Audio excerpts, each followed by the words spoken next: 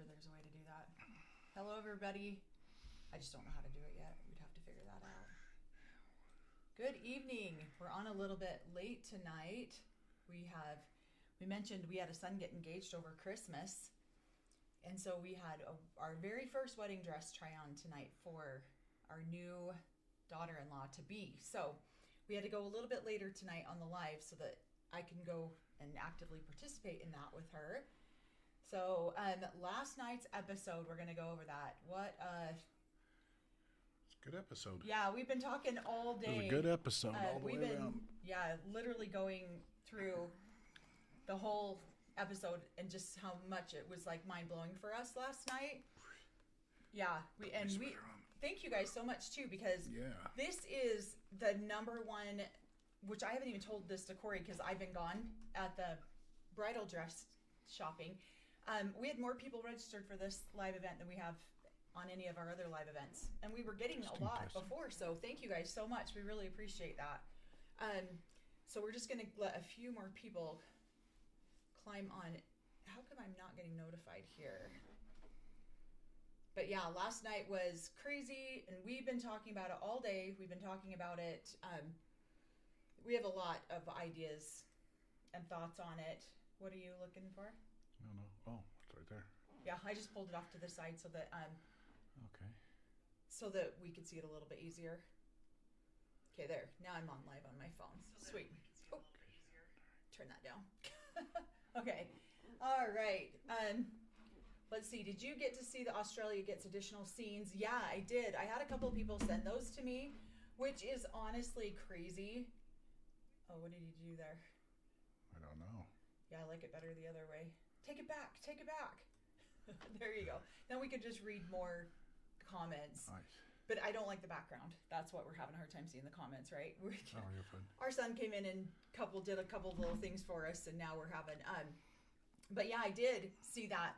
We saw the preview from Australia where he comes in and like shuts down the bank account without her permission or without her knowledge. Oh, yes. Which I meant to ask. Our daughter works at a bank, and I meant to ask her about that today.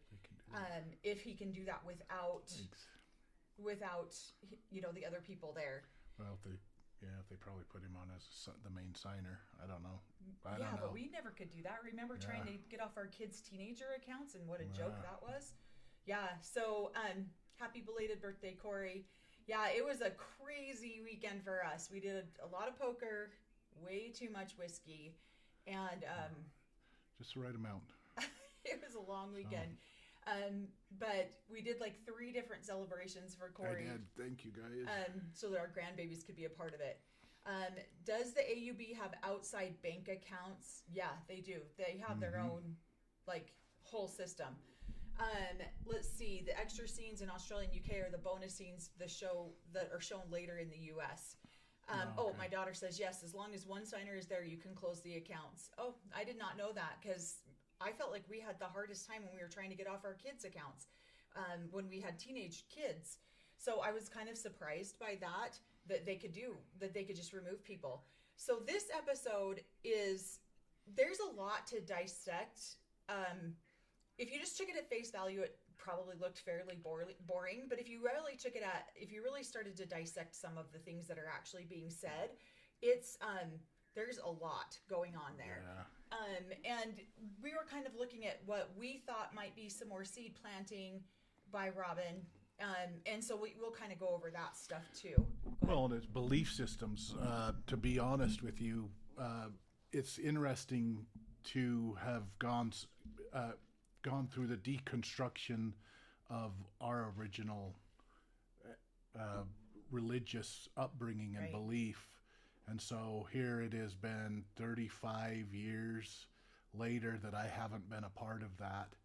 And I'm always kind of questioning, is that a belief system that I grew up with? Is it serving me? And so it's interesting to see that they do still have, you can kind of tell Robbins seems to be still a strong believer of the AUB and the teachings, where each one of them is a little bit farther away. Right. And so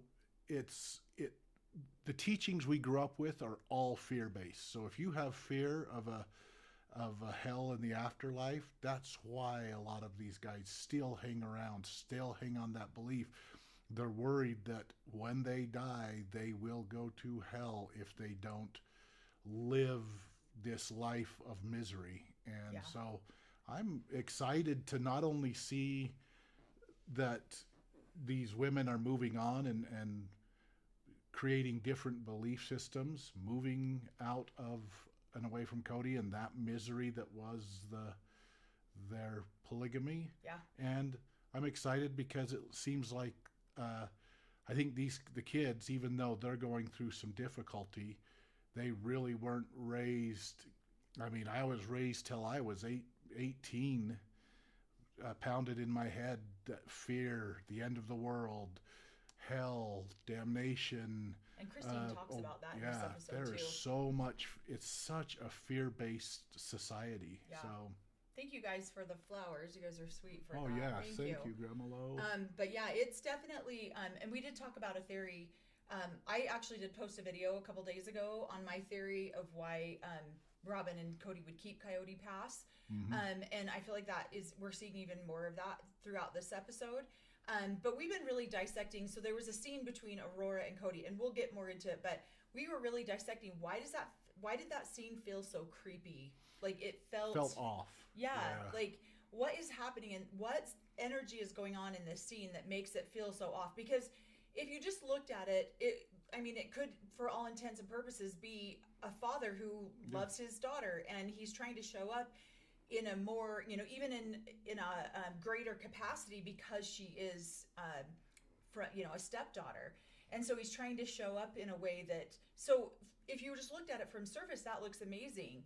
But there's also, I don't know, different layers of, and we start talking about it because Cory and I are in the same situation. My daughter adores Cory, had Cory officiate her wedding. So why was that energy so different? Why do I not get creeped out when I watch Cory interact with my daughter, but I felt a little creeped out watching Cody interact with Aurora on here? So we've been having those conversations today too. Aurora is 22. She can make her own decisions. Yeah. And I don't feel like she was necessarily, there was an undertone of permission that she was asking for. But I think that she would have made the decision one way or the other on her own. But she did have some permission, like energy when she was asking them about it. Like, hey, I want to get baptized. What do you guys think? But yeah, that felt a little off. Well, felt like not necessarily permission, but more of acknowledgement that she was moving in a direction open. And I felt off on it. And again, this is just me growing up in polygamy, my childhood experiences, a lot of the guilt trips we grew up with from mothers, from older siblings that were part of the AUB, stuff like that. But it was interesting that you guys there's the authority. Does she have is she going to be being baptized by the right authority? And to step up and ask Cody to baptize her, then that would be an approval on top of her getting baptized, because now through the authority that they respect, or that they feel like that they have a claim to baptize people, she would be getting baptized by Cody, getting that authority. So and again, I'm not saying anybody's beliefs but just seeing the way that, I don't know, I think that was engineered for TV. Oh, hey, you're washing the dishes. What are we doing? Well, I got dressed up. We have a full face of makeup. Full face makeup. The cameras are here. So yeah, we're going to. Yeah.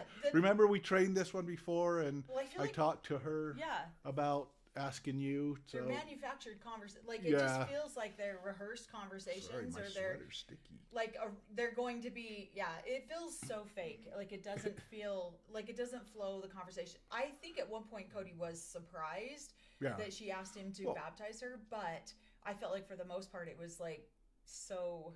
Yeah. Not even scripted, but just. almost like rehearsed. Okay, we're going to talk about this. So who wasn't surprised? Yeah, Robin wasn't surprised. Because they had the conversation before. Yeah. Well, and we've seen Robin and heard Robin dozens of times. Oh, film this. You know, you need to get a cute girl on film cutting down wood. We saw that last episode when she was she's constantly trying to get like the best camera shots or the best things. And so, it definitely, what? She could be a movie maker in another life. She could be a producer. Okay, so let's get started with the show because we're going to be here all night if we don't. So the beginning of the episode starts with Janelle. We're talking about her. She's going to load up her vehicle and move to North Carolina. I think it's sweet that she's got so many of the, Christine's kids, her kids, their kids, helping them move. I think that's awesome that they're all there. Obviously, there's been a lot of discussion. She mentions Garrison in the scene. So, yes, this obviously was pre-Garrison passing because she mentions that she's leaving Savannah and Gabe and Garrison in Flagstaff.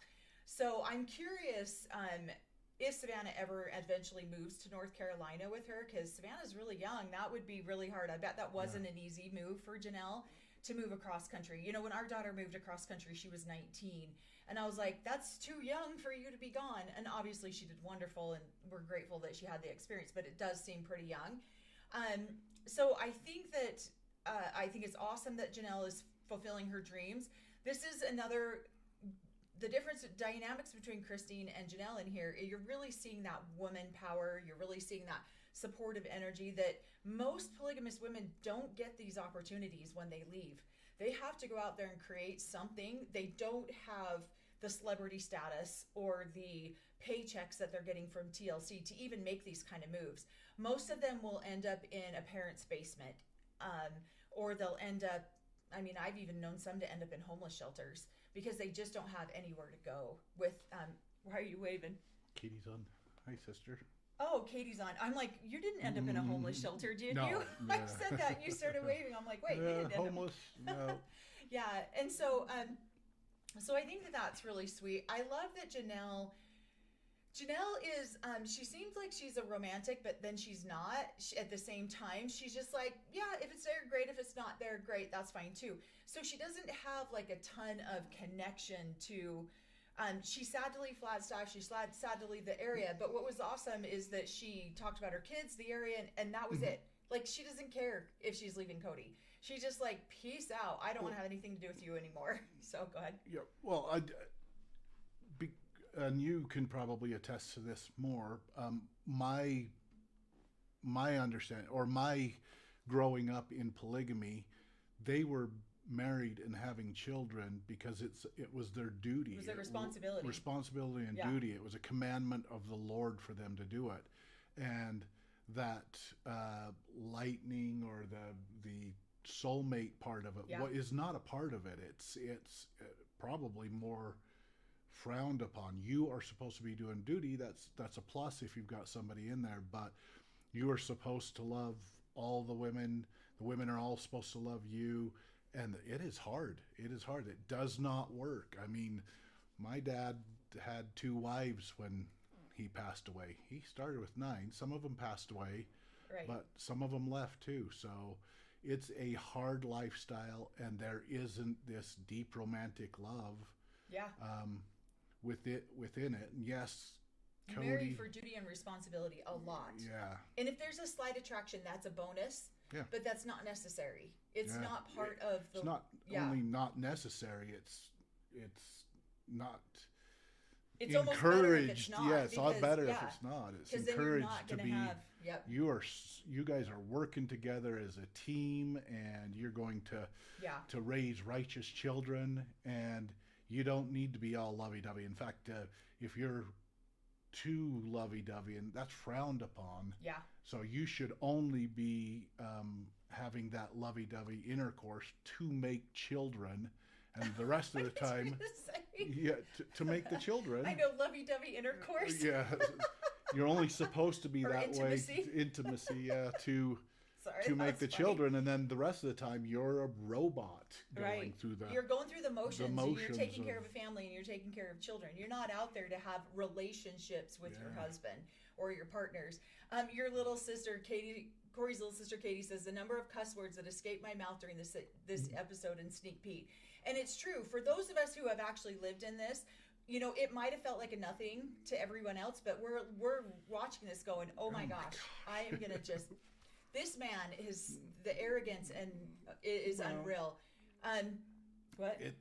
It's their belief system that kind of tells you that there is still a level of where their belief systems still are. So that's what I'm listening to. Where do I feel like Robin's belief system in the AUB? Is she still in it? Absolutely. She's very, very much.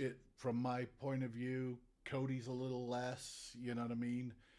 Maybe Mary, then Janelle, and then Christine is apostate like me. So has nothing. She can mock it. She can do that, where the other ones got their, oh my gosh, you just mocked the Lord's faith. So yeah. Somebody asks, hey, thanks, Sandra. Sandra says, are marriages still arranged for family combinations and family power? I would say, you know, I did an interview not too long ago with Growing Up in Polygamy, great couple, but Sam says to me, did you feel like you had a choice? Yeah, absolutely. I felt like I had a choice, even though I was 8 days into 17. Sure, I knew exactly what I was doing. And he's like, okay, but now, given that we've spoken a little bit, did you really feel like you had a choice? I'm like, I really didn't have a choice, but at the time I thought I did. Of the two possible choices, hell and heaven, which one do you want to go? This is the heaven way. Which one do you want to do? So I wouldn't say arranged marriages. They're highly suggested. They're suggested. They're highly suggested. Pushed together. Like, wouldn't this be a great combination? Wouldn't this be awesome? Yeah. Well, or like even when Cory and I got together, people were like, yeah, no, that's not happening. You guys are not having that relationship, not having that marriage. My dad told him to stay away from me because of Cory's, you know, scathing last name. I don't know. But so it goes both directions. Like, sometimes you are absolutely not allowed to marry it into this family, and you absolutely have to marry into this family. So I wouldn't say that the AUB is as strict as, let's say, FLDS or even the Kingstons, but it's, very highly suggested. Highly suggested. Yeah. So so now we're just talking Christine and so that's why I really do appreciate the banter that goes on between Christine and Janelle throughout this whole episode. She calls themselves Thelma and Louise. And it really is awesome because these women would have been friends otherwise if they weren't sleeping with the same man. If they weren't producing, you know, they would have probably had a lot closer of a relationship and a lot better communication between the two of them. And then they take out the middle eyesore or whatever's happening, you know, the dissension in between them, and then they become best friends. Yeah. And that's what I love, to watch these two interact with each other. The guy that might have been pitting them against each other. So... Right. Oh. And that's very true. That is one of the biggest things that, like, when my mom watches the show with us, or even Cory's mom, that is the number one thing that they talk about, is how the men pit the women against each other. So then all the focus is on the women and not on the men.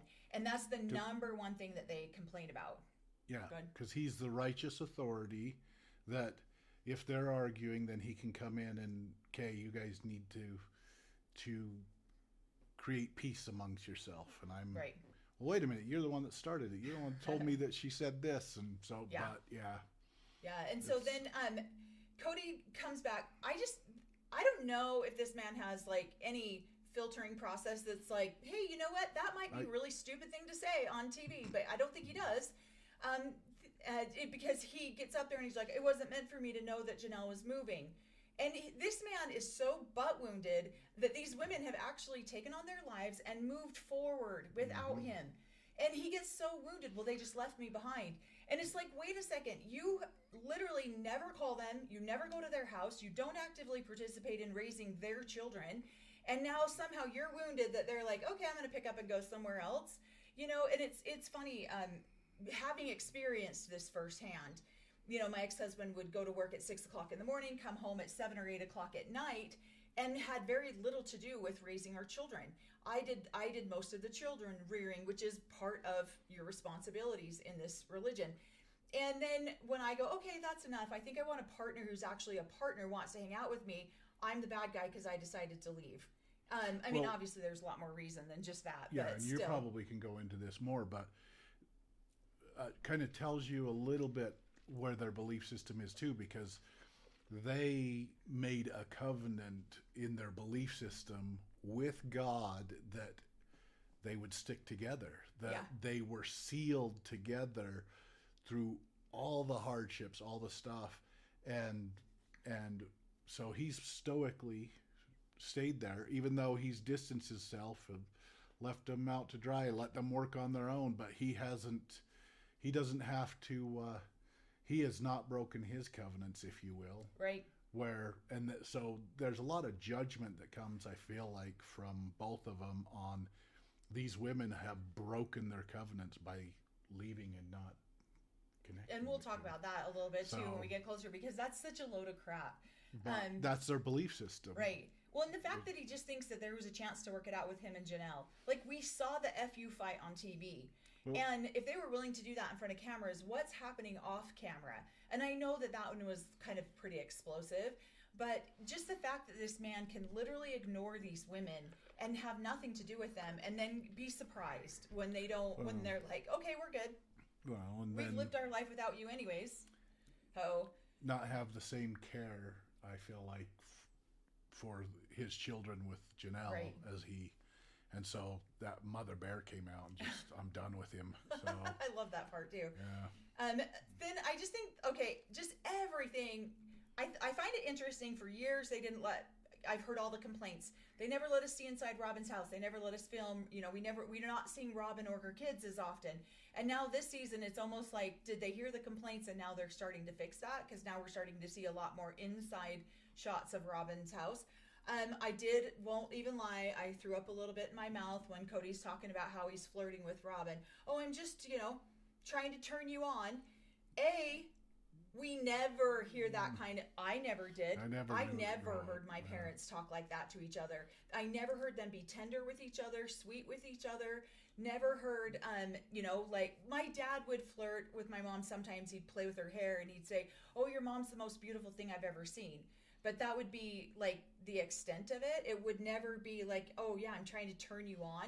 That has a sexual implication to it that feels like, there's one thing to be flattering of, hey, you're beautiful. Hey, I love you. Hey, that type of thing.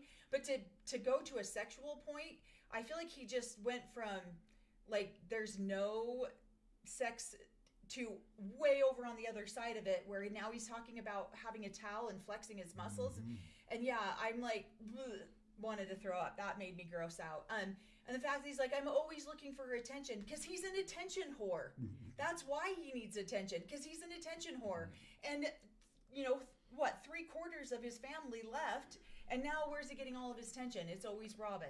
And so that felt a little bit aggressive to me, like, well, you're the only wife left, so I need all the attention. Well, he couldn't act like this when he had 3 wives around. Right. Because then he's the source of creating the jealousy or what have you, and he's going to get in trouble by the other wives. So now he feels free to do that. So maybe these younger kids will get to see a more healthy relationship, if you can call it that. So.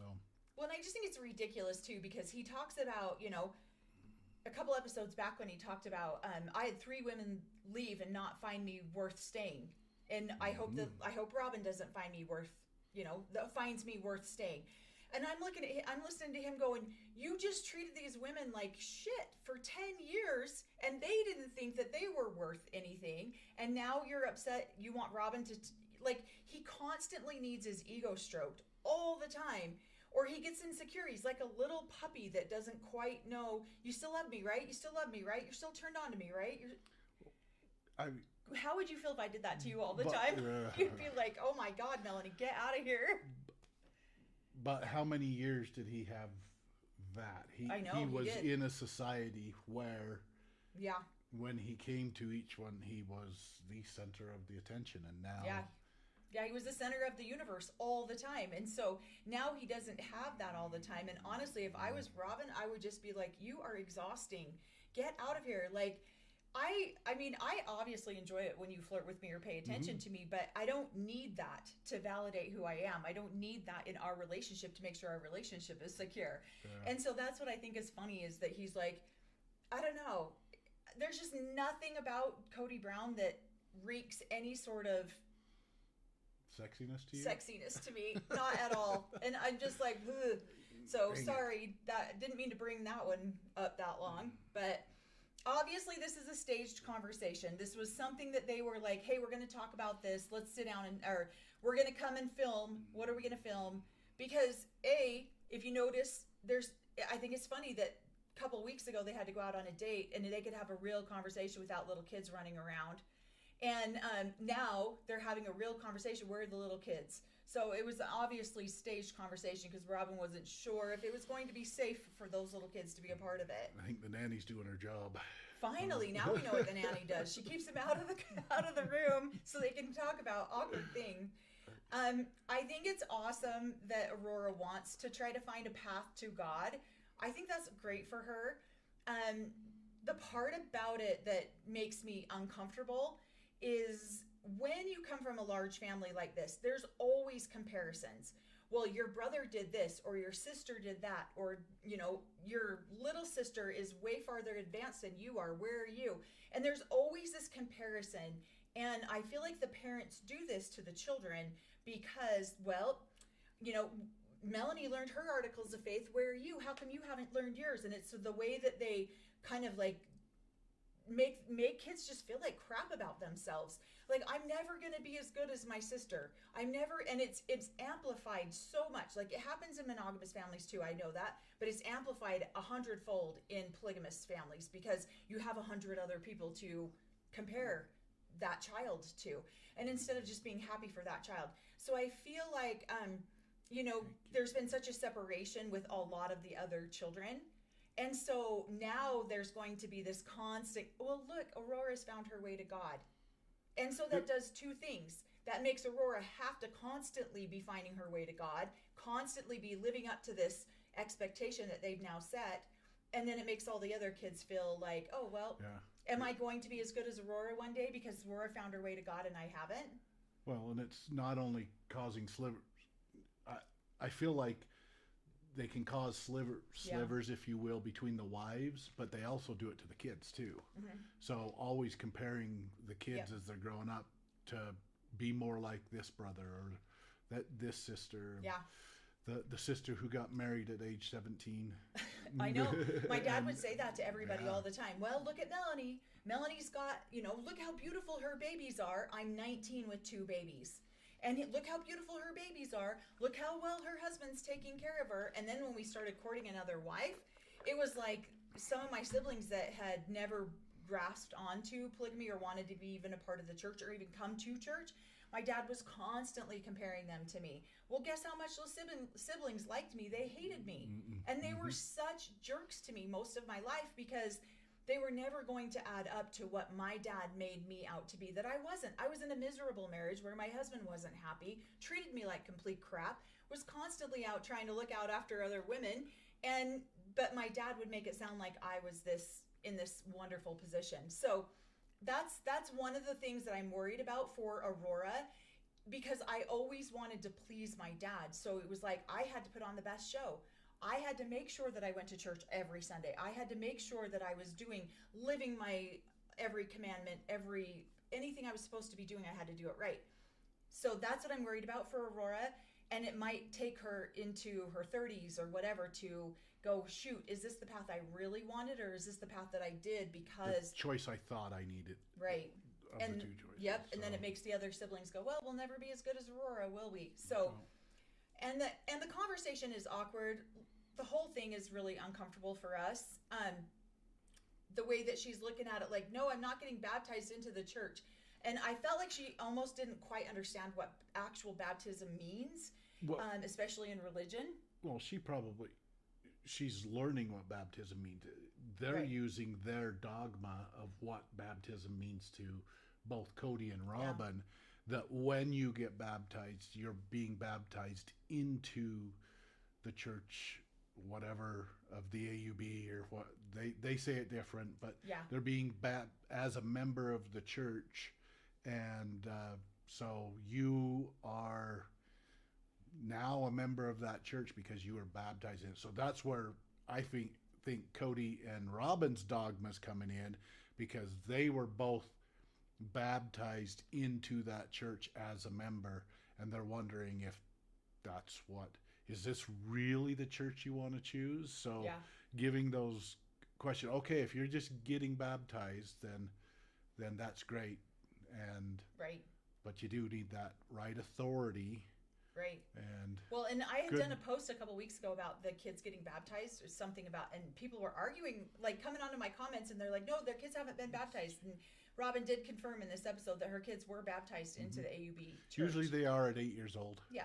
And so they were probably drove up to Salt Lake and baptized them all, because the AUB has their own baptismal font that they use. I think they have a couple of them in just different parts of the country, like some I think they have one in Montana, don't they? Oh yeah. Yeah, that's what I thought.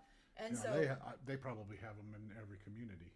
Yeah, that's what I think so too. I think they have them like here in Salt Lake. They have one in southern Utah. They have one in like mid Utah. So they do have them all over the place that they do baptisms for.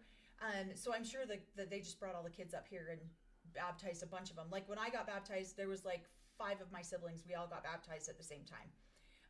And so like Cory's little sister said, no, we had to go out to the pond. Yeah. Are you serious? Uh-huh. Did you get baptized in the pond? I got, they had the baptismal font. That's where I got baptized. But yeah, most of my younger siblings got baptized. Oh, that's funny. There's a couple different ponds up there in Pinestell up on the property. With cow turds all around them. Oh, that's horrible. Are you serious? I know, but kids still swim in that stuff. It's so gross. Every time I watch people swim, I'm like, no. So now she's, Robin...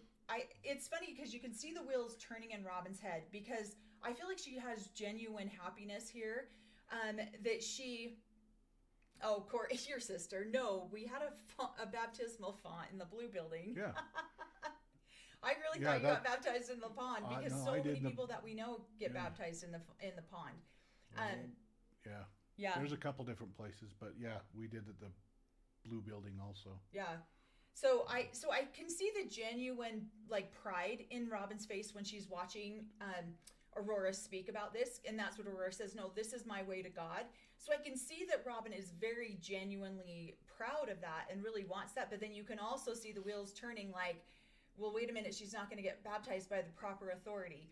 And one of the things that's funny to me about this is I went to Israel 25 years ago with a bunch of people from the AUB. And whenever you go to the River Jordan, that's like where they believe, John the Baptist baptized Jesus. And so that's like the place you go and you get baptized there. Whether it doesn't matter where you've been baptized or how many times you've been baptized, this is where you go to participate in this.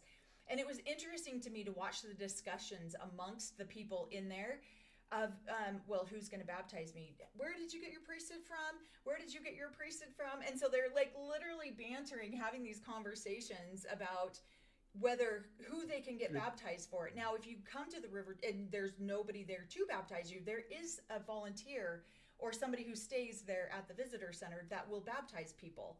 And so you could just go have them baptize you. And one of my friends, Anne, that's what she did. She just had somebody go and baptize her that was there. But it's supposed to be a very spiritual experience. But it was just funny to me to listen to the conversations amongst people, because some of the people on our trip had left the AUB and they were no longer in the AUB, but they had very close ties to other family members who were still in the AUB. So it was just that I thought that was kind of interesting to show just how important it is. Like, here you are in one of the most supposed holy places of the entire world, and you got to argue with the guy next to you if he's got the authority to baptize you or not. You know? That's because in their belief system, authority is key. In fact, the only reason that there is an AUB is because they felt like the people that had authority had violated that authority, and so they created their own with the proper authority. So, but every one of these religions are based off their claim to authority all the way back to Joseph Smith, who claimed it from God. So, right. So yeah, that is super important to AUB members of where the authority came from. Yeah, we talked about this last night. Is the fact that how the Mormon Church started, and we'll go into this brief little history because I am not a historian when it comes to religion, is they believe that the proper priesthood was taken off the planet. It was brought back on the planet and given to Joseph Smith That's how Mormonism started. So Jesus Christ came down, gave him the proper priesthood authority to properly baptize people. And that was given to Joseph Smith. So then you always want to trace your lineage, your priesthood lineage back to make sure Joseph the guy Smith. that you got it from a guy who got it from a guy who got it from a guy who got it eventually down from Joseph Smith. And then hope the guy that gave it to you doesn't dishonor it and null and yours void. Is ruined. Yeah, null and void your priesthood, or get it taken away with a letter. So it's fun to watch them banter on how they got their different priesthood lineages. And so it almost like takes out the actual meaning of trying to get baptized, because now you're so worried about the proper authority coming through that now it's like you almost forgot like the whole point of the baptism, because you want to get baptized, you're going to do it correctly, right? So one of the things we talked about last night is that it is very true. This is how FLDS got started and how Kingston's got started, is somebody eventually believed that prophet did not have the right keys of authority and priesthood authority. So then this other prophet did, and so then it splintered, and then it splintered again, and then it splintered again. Mm-hmm. So then you've got someone in the AUB saying, no, we're the only ones with the right priesthood authority. You've got somebody in FLDS, we're the only ones with the right priesthood. Kingston's, and then you've got the Mormon Church going, you guys are all a bunch of fools. We're the only ones with the right priesthood authority. And so that's why a lot of times, so this is why the Mormon Church does baptisms for the dead and for so many other people, is because they believe that they're the only ones with the proper authority. So anyone else on the planet who has been baptized and didn't do it with the right authority, it's null and void. It doesn't matter. It means nothing. So that's what's so funny about this whole conversation, is because yes, they both have this happiness that their daughter is trying to find God, but then they both have these dogmatic things spinning in the back of their head going, wait a minute, but is she going to find the right God? Is she going to get the right priesthood? And that's the other thing too. Somebody said, being female, I'm glad I didn't get born in this religion. Within this religion, it's super important that, and I mean, correct me if I'm wrong, but if you're female, you want to marry a righteous priesthood holder, because you're a queen and a priestess yourself unto your husband through that authority within your own thing. Yeah. So it's super important. If you've got a good, honorable priesthood holder, then you're making it up to heaven. If you've got if you marry a low life, then you have no chance. So right. So that's why this super important for the women too, in the AUB of who they marry. Yep. And so one of the things we talked about last night after we watched the episode and got done doing our recap, is the fact that Robin and her seed planting, and this is just a theory, we don't know this, is the fact that is Robin's seed planting, my stepfather was such an amazing stepfather, which he was a great man, I'm sure. Mm-hmm. He was. But is this so that it bleeds into Cody? And the fact that Aurora now has to have Cody help baptize her, and then that will ensure that she is given, because Cody was baptized in the Mormon Church and given priesthood authority in the Mormon Church, and then he was also baptized in the AUB and given priesthood authority in the AUB. So he's got two chances of getting it right. Yep. Where somebody at this church has got no chance of getting it right, according to the teachings of the AUB. So is Robin seed planting, look how wonderful my stepfather was, look how wonderful my relationship with him was, so that her girls in turn have that same relationship with Cody, so that Cody has the ability to give them all the proper priesthood stuff. Yeah. And so other people, other wives that Cody might have might go, now his priesthood sucks. But my belief system is she still thinks that his priesthood is good. And so that's a comfort and yeah. Okay, as long as Cody's doing it, which might be a comfort for both of them. I don't know. Yeah, and so that is true. So a lot of people, this is where you get so many different discussions and different views. That's why this whole episode, like everyone's like, it's so boring, but for us it's not, because there's so many layers to it. And this is where you'll get, hey, if you are an unrighteous man, then you've lost your... Some people believe that you could never lose your priesthood. Once it's been given to you, it's always yours. Other people believe if you are excommunicated, disfellowshipped, whatever, there's a level of priesthood authority that you have lost. Yeah. And so especially if you lose wives unrighteously, there's a level of priesthood that you've lost that you're going to now have to get back or be reconfirmed. So that's what's so interesting about this whole entire episode or scene for us, is that you can see the wheels turning in Robin and Cody said, we're 40 minutes in and we're like 10 seconds into the show. We're going to be here all night. And it's a late night too, because wedding dress shopping, which we loved. Alcohol is a lower, what would it be considered? The word of wisdom it depends on who you are too. The word of wisdom was there as advice so that you would live a healthy, strong life and be a good priest in the gospel. And if you didn't, then you would have a shorter life. Other people, then they changed it and said, well, you have to follow the word of wisdom to be led into their church or their temple.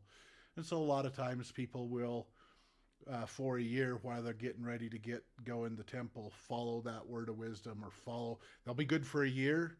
They'll go in the temple, get their stuff, and then they'll go back to drinking and doing whatever lifestyle, drinking coffee, things like that. So, but it was meant to be a guideline. It wasn't necessarily meant to be, at least not my interpretation of it, was not meant to be a doctrine, scripture. You have to do this. It was more of a guideline. Health, And now the Mormon churches turned it into, you have to do this or you can't go through our church. And same with the polygamist though. In this scene, when Cody starts to like get all emotional, God hasn't been my wingman for a minute, blah, blah, blah. And you can see Robin kind of looking at him like, my heart hurts for you. You've suffered so much. The Lord's looking after you, big guy. And she's just rubbing his shoulder like, you've suffered so much. Thanks, and babe. what's funny is that Cody's like, yeah, I've wondered, like, where is God? Why is he letting these things happen to me? And again, we see that this man has zero accountability about anything he does in his life. If it's not Robin's fault, or if it's not Janelle's fault, or Mary's fault, or Christine's fault, it's God's fault. Like, he just abandoned you. And so this part, like, I'm sure that this man has a broken heart. There's just no way that you can go through the experiences that you have. But it was because of his own doing. It wasn't necessarily because God just said, you know what, I'm going to leave you alone for a while. Go ahead and walk along. Yeah, but I don't know. I don't want... I'm not a fan of Cody, you know what I mean? Right. But he expected these women to stick with him because that was the role models he grew up with. They're men that have done this same stuff. They put a woman aside, but those women are in such belief that they still need to be attached to that man and that priesthood that they just live on their own, and they do it. And so... And he was moving through life with the role models and the examples he saw within the AUB, and these women left. What was he doing wrong when the same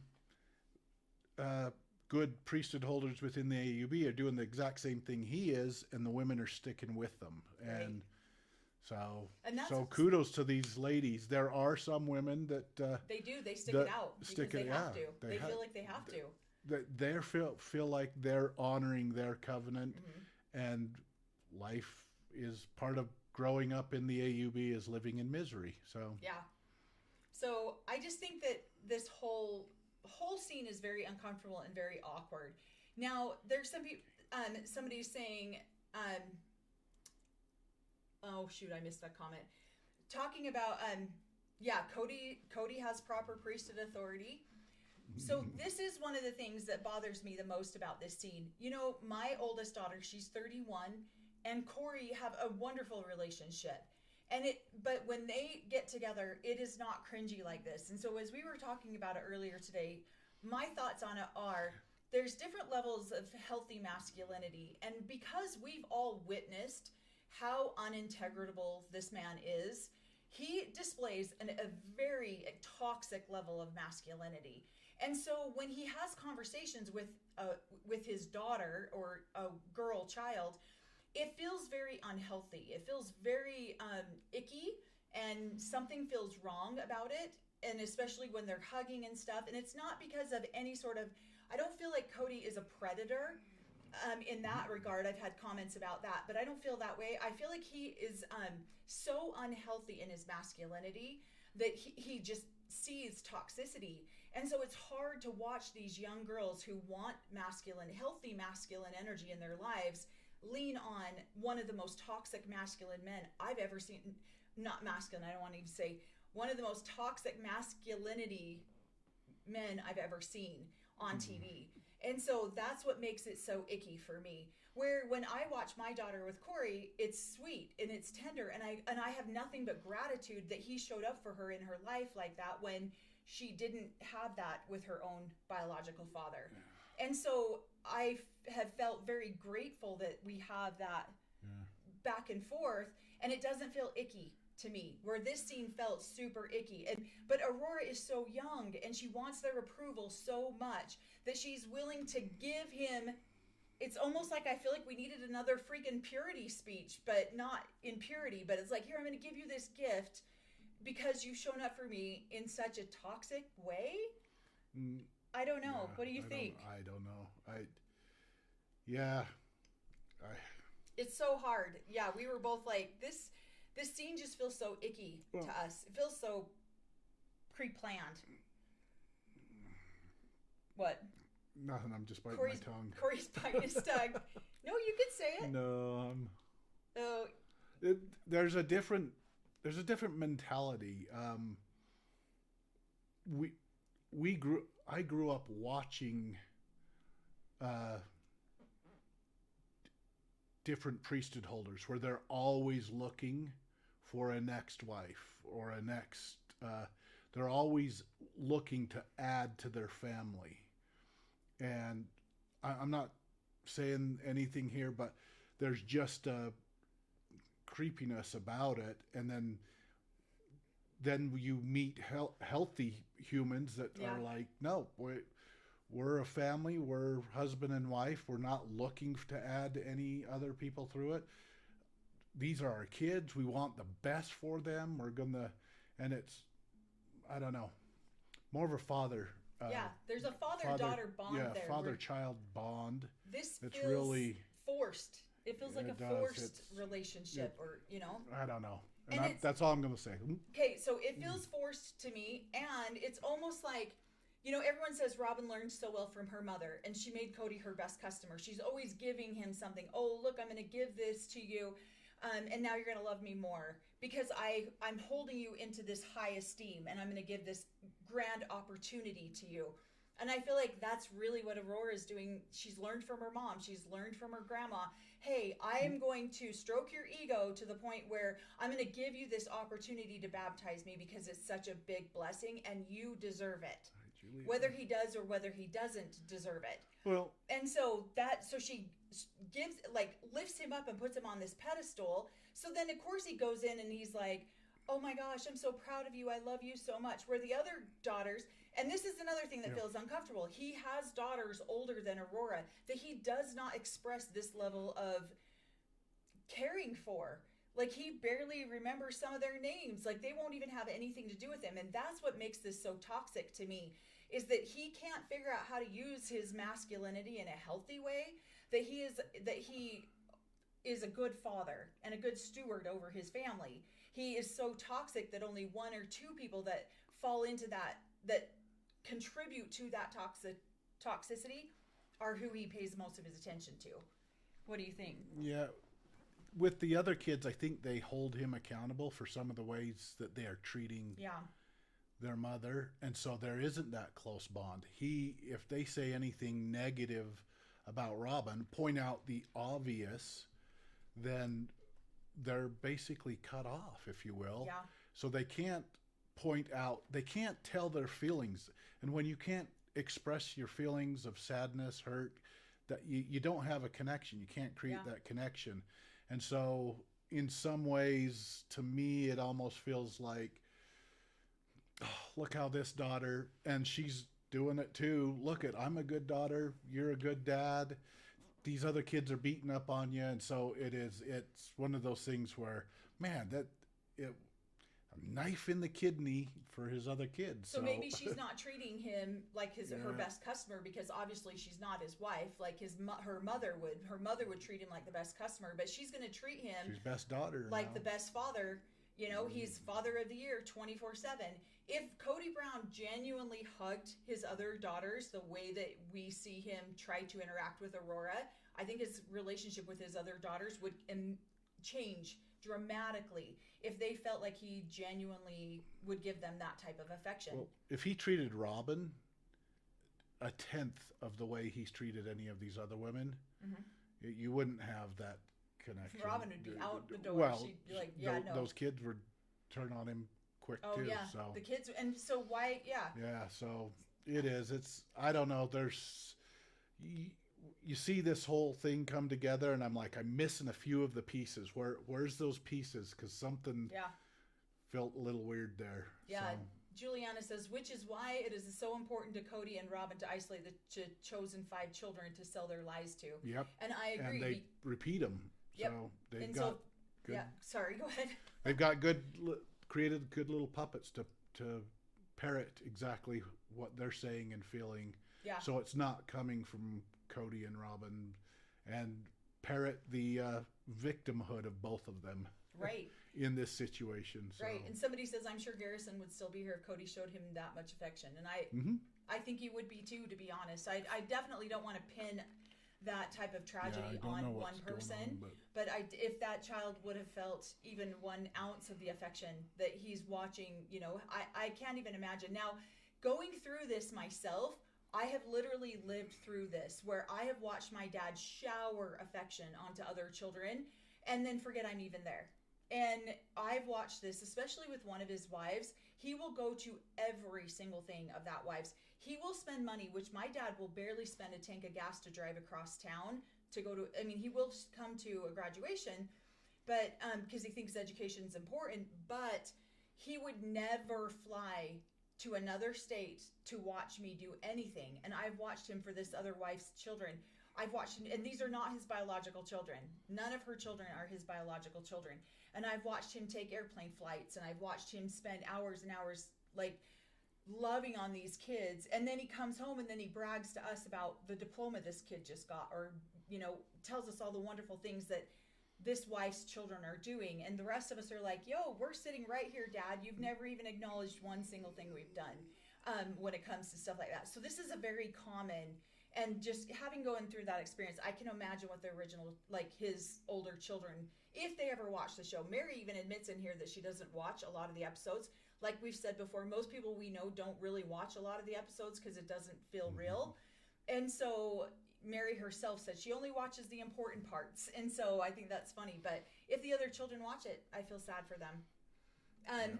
Okay, now we're in a car scene with Janelle and Christine, and they're driving across country, and I love to listen to their banter about stuff, because they are having conversations. Janelle's like, this is a conversation that probably should not be, or Christine said it, should not be all over national television, but it's true. I love how they're making fun of it. Now they're talking about nightmares in here, and how Christine will wake up in a nightmare like she's still married to Cody. I'm still married to him. Yeah, and I have these nightmares all the time. In fact, I've told Cory about them dozens of times. And it's not even like a specific thing. It's just, I swear it's a PTSD response of feeling like you are so confined and you're stuck and you're locked into something that you can never get out of. And I've had those dreams. I've been divorced 25 years now from that man. And that I will still have nightmares like that probably once every 6 months, maybe. So that is very true I'll wake up in just panic mode, like, oh my gosh, and just the fear of being stuck.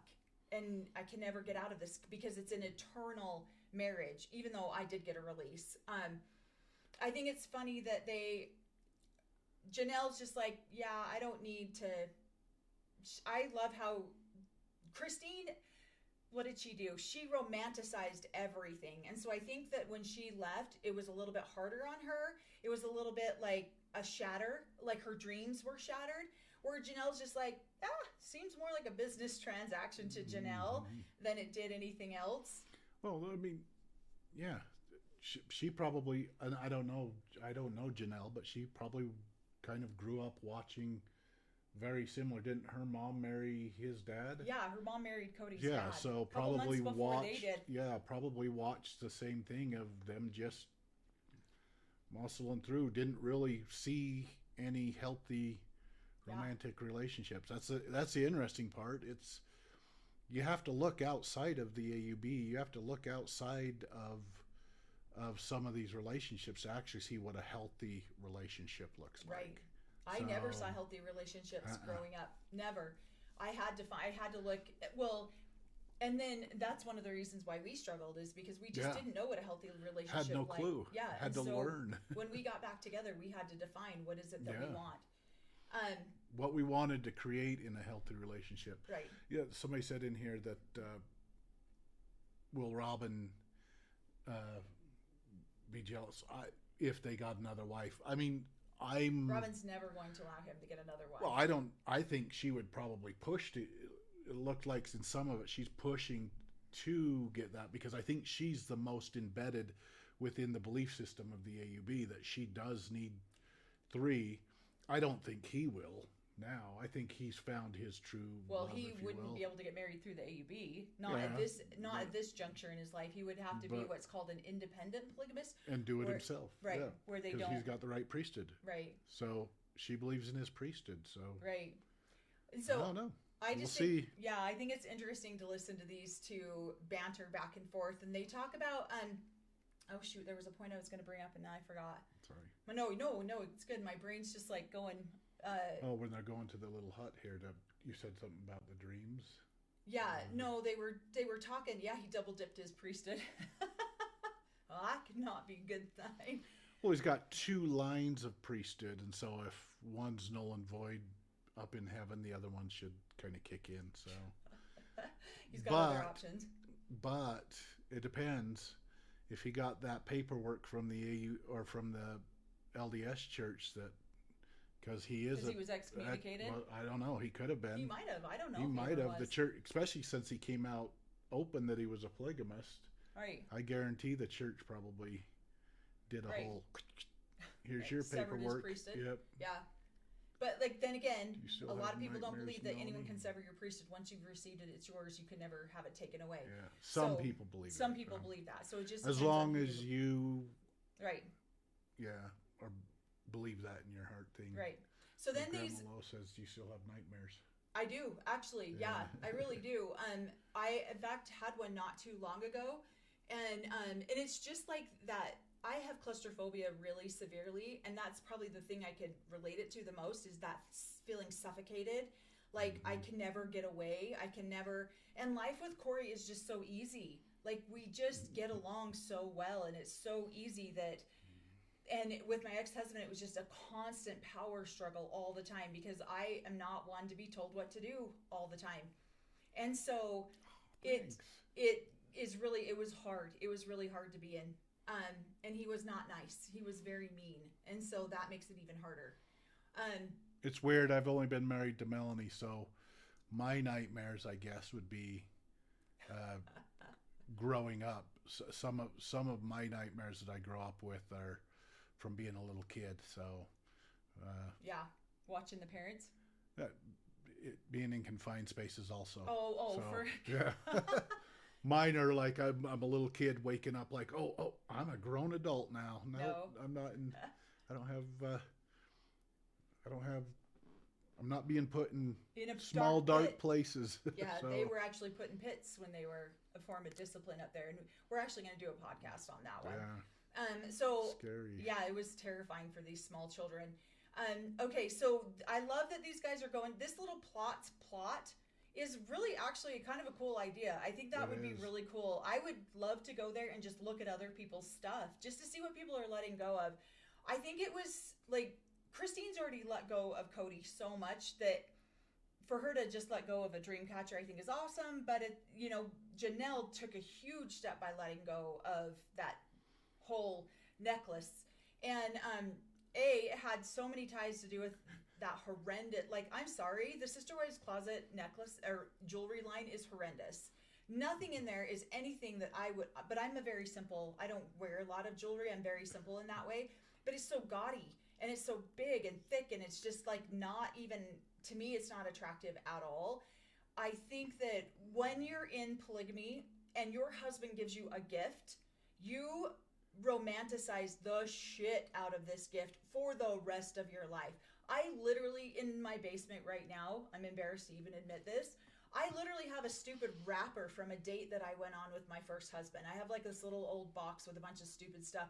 I have a spoon he ate on when we went on a stupid ice cream date. Like, this is how pathetic. I'm telling some dark secrets because I'm embarrassed about these, but that's just how it is. If he gives you anything, because he gives you so little, that when he does give you something, it's romanticized to the point of, like, what would be somebody's normal, oh, here, look, sweetheart, I bought this for you at the store today. That would be somebody's normal gift. If your husband in polygamy did that, you're like, oh my God, he thought about me while he was at the store today. I was probably the wife on his mind while he was at the store. That other wife, she wasn't on his mind, but I was. And so then you, like, memorialize this stupid gift. And I'm not saying this necklace is a stupid gift, but you know what I mean? But he gave it to her with her in mind. He thought about her when he bought it, and when he designed it, or when Robin did. And he like, oh, that looks like Janelle. What? I mean, I don't know. I'm just spitballing here, but I think that Christine probably got rid of everything. I'm sure. She's getting rid of the bed. She's getting rid. Well, I don't have anything else to get rid of. Okay, oh yeah, I bought this dream catcher. She probably already burned it all. Got rid of it, so there was nothing to get rid of. Right. So, and I'm a huge advocate of that kind of stuff. Yeah. Honestly, the box I still have is only in my basement because Cory built a pretend wall in front of it to kind of cover it up. I can't get to it for a minute unless we take the wall down.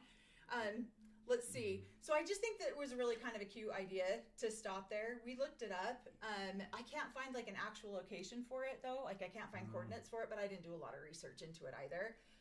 But we would be the ones who would stop and we'd like read all of the things because I just think that this is really kind of a cool idea. We remember that time we went up the mountains to go to have like a barbecue, and some lady was up there and she was burning everything.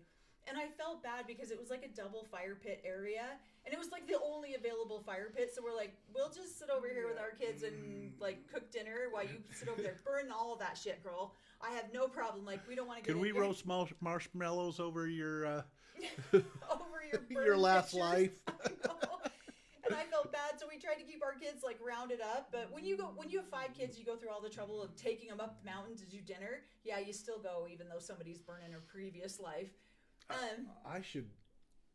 We should do this because I wouldn't get rid of my excommunication papers, but I might get rid of like my baptism papers and all that stuff. Yeah.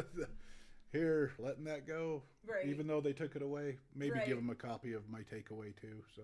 Right. Juliana says, I'm proud of Christine for saying goodbye to the marriage and bedroom set first. Yeah. Because the bedroom sets are a big deal. Get rid of it all. And I just love how it's funny because Christine talks about being insecure.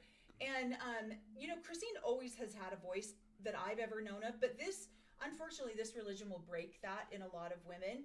And so I feel like Christine kind of had that broken in her for a while. And then she slowly started to find it again. She slowly started to bring it back. So when that girl was done, she was just like, we're done.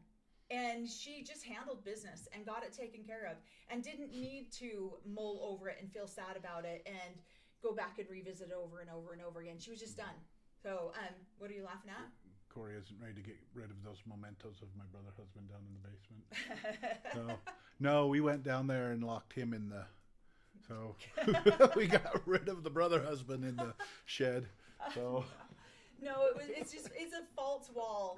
We just have like this bay window upstairs, and they actually dug it out in our basement, so it's just a bay window.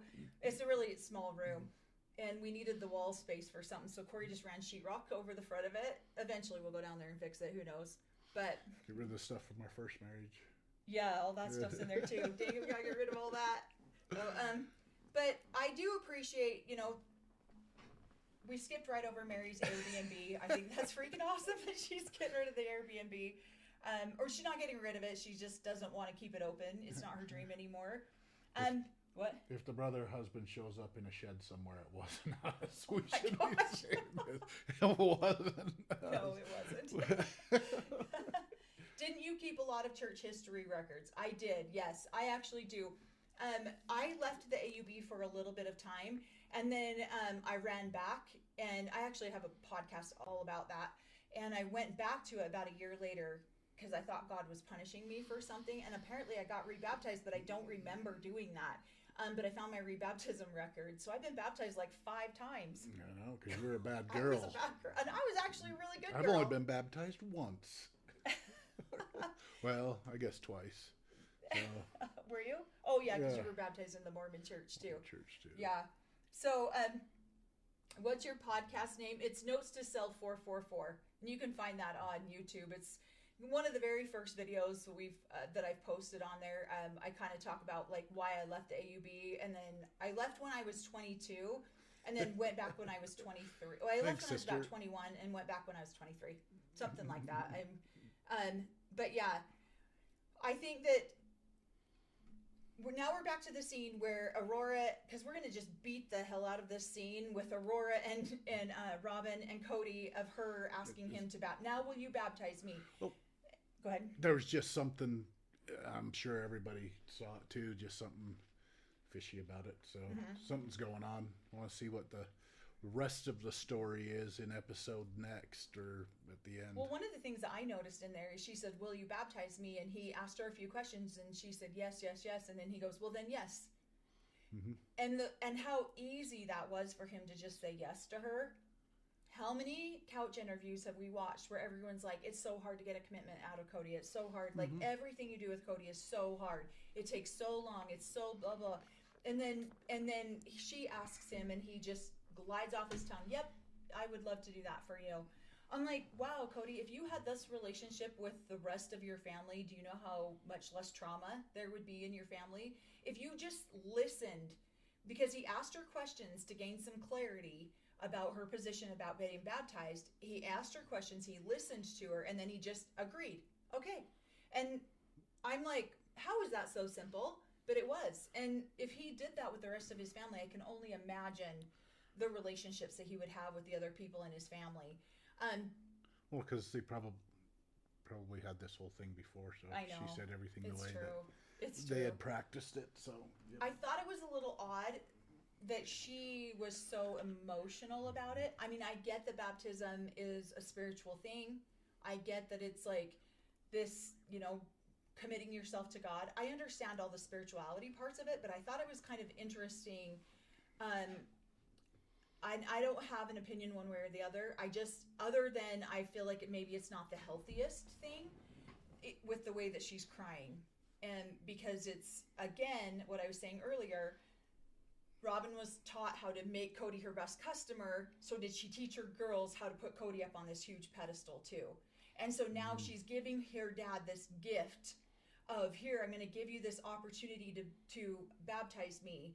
And so now he's up here on this pedestal, and she gave him that gift. So is that where the emotion's coming from? Because look what I'm doing for you. I don't know. Oh, is it really as simple as him actually being in love with Robin? I think that he is. I think I have my own theories on that, and Cory and I have been going over them, but I'm not going to make them public quite yet, just because, I still think there's a lot to unfold. But yeah, I think that Cody, just from my observation, I don't know. I've never met Robin personally, never once in my lifetime. But just from what I'm seeing on TV, I personally think that she came in and paid attention to Cody at a level that none of the other wives had ever paid attention to him. And so they created a level of intimacy between the two of them that maybe might have been manufactured at first by Robin and made Cody feel completely safe, completely trusted. And she manufactured an environment where he felt completely safe in her presence. And he never experienced that kind of intimacy with any of the other wives because, I'm sorry, they were raising babies, they were doing stuff. And now he's going, wait a minute, I feel she manufactured this pretend environment, and now he's like, that's what's real to me. that level of intimacy with Robin is what's real. What I have with these other women, that's not real. Even though they created a family for 20 years, they did all of these things together. He's like, that's real, but it's not as real as this. This is the most real. And so I think that until he finds someone else to experience a deeper level of intimacy with, then yes, Robin is it. She's it for him. What do you think? Yeah. Melanie pointed out and showed me their engagement. I've never seen their engagement pictures before. Yeah. So showed me the engagement pictures last night. And I don't know.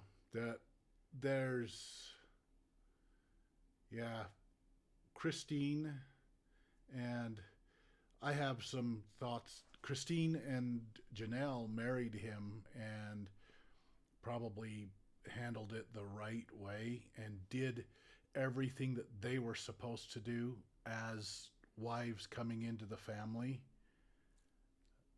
And so since they were more on a level of perfection, if you will, he probably felt guilty of not being able to tell them for 30 years that he had done stuff before he was married, because he wanted to be perfect too, look perfect for them to, and so they'd look up to him as an honorable priesthood holder. And so it's, I know we're treading lightly on this one because we do have some, but she's pregnant in Christine's pregnant and having the baby, and he's out kissing his girlfriend. That was a no based on their belief systems.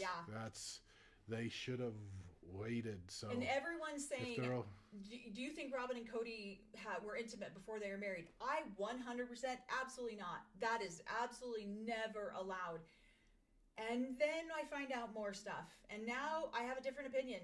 And I'm sad to say that, but I genuinely question, and I loved that Christine just said that on this last episode. How close were Robin and Cody before they got married?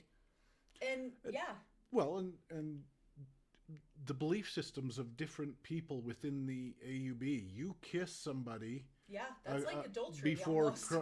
That's a no on one level, but then with other people, it can go layers down. Well, we promised and we're soulmates, so we agreed in another life, and we just have to go through this pesky little ceiling here in a little bit. So can we do something? We can do whatever a little we want. bit further. Yeah. Can we go a little bit further? So, I don't know. And that's why Christine freaked out when she found out they kissed before they got married, because most women do not do that. You kiss over the altar after you get married. You're kissing another woman's husband. That's a big fat no. And so I found that part so interesting. And then when Cody said he had a tryst in college, everything just went out the window for me. I'm just now I'm going back and I'm looking at things, and people with different eyes. People will comment on my comment section. They're like, "Oh, you're too naive. You don't know what's really happening." And I'm like, "No, you don't understand how it really works in polygamy. Like, people really don't do this." But I think we're being woke up to it too. There are people that keep secrets from other wives for 30, 60, 50, 70 years. I 100% think that they did have an intimate relationship before they got married at this point, just based on the dishonesty that I've been able to see like I said, I haven't watched most of the seasons, but just based on the last couple of seasons that I've seen and some of the stuff that's come out, I do believe that inappropriate intimacy was done before they were married. I have no idea. This is just fully my opinion. I have no idea if this is true or not. But I know many families where this has happened, where he will go out on a date with a second or a third wife, and then all of a sudden it comes out, oops, we had sex before we got married, my bad. Now what do? Well, it was his toast. He was just licking it a little bit early before the priesthood leaders gave toast is different than bread. Before the priesthood leaders gave him the toast, he was just over there licking on it. So. Yeah. So I personally am very questionable whether they didn't do something beforehand or not. It's so inappropriate that he's out making out with Robin while his wife is in the hospital having a baby. Like, there's so many levels of inappropriateness that this couple has done. My mind is just blown that they even think that it's okay. Well, that's why there's reinforcement words like she's the sweet, shy wife. She's an honorable wife. She wouldn't screw. Those are reinforcement words. My wife with a conscience won't let me screw over the wives. So he's seed planting again. Yeah. Like, look at what, yeah. She's so honorable and so integritable, and then she's looking got, out for the best of her sister wife. She was the one that was wanting the best for her sister wife. Then she's got 6-inch stilettos leaning up against him on his car, rubbing her, got her body up against his body on a car. I mean, honestly, if I was one of the OG wives and I saw that picture, I'd be like, oh, hell no. But I mean, again, that purity bracelet is deadly. I mean, she's hitting everybody with her purity. Poor Robin had her purity stolen twice. What are the chances of that? Yeah, right. Thanks, Diane. It's so true. And so one time, I mean, honestly, the one particular incident I'm thinking of, the man did have sex with the second wife before they got married. It didn't come out until he was 4 wives in. Then it came out because the second wife is now struggling every time he courts a new wife because she knows what she did with him before they were married. And now she thinks he's out having sex with wife number 3 before they get married, and then wife number 4 before they get married. And it destroyed that entire family. And so then what does he do? He leaves polygamy and takes wife number 4 with him and abandons all other 3 wives and all the children. And so this is very common. This does happen a lot. But it was because wife number 2 came out with it and said, we had sex before we got married, and I don't trust that he's not doing that with wife number 3 and wife number 4. And so this is what happens. It creates a level. And so Cody talks about this in the very first season. If I want to have intimacy and trust, I have to treat my wife right now the way that she would want me to treat a new wife coming in. And then he goes and says he had a tryst in college that he only felt intimately close enough to Robin 1 month into dating. Well, and I'm sure Christine, and it'll probably come out in future episodes, but there was some worry from Christine, probably from the other wives when they were dating, when they got married, stuff like that, and all the jealousy. But somebody says I licked it, so it's mine. Yeah. That's so true. But when he comes out and does this, I didn't feel safe to tell Janelle and Christine. They're going, yeah, all the stuff he denied that we saw with our own eyes, he did it too.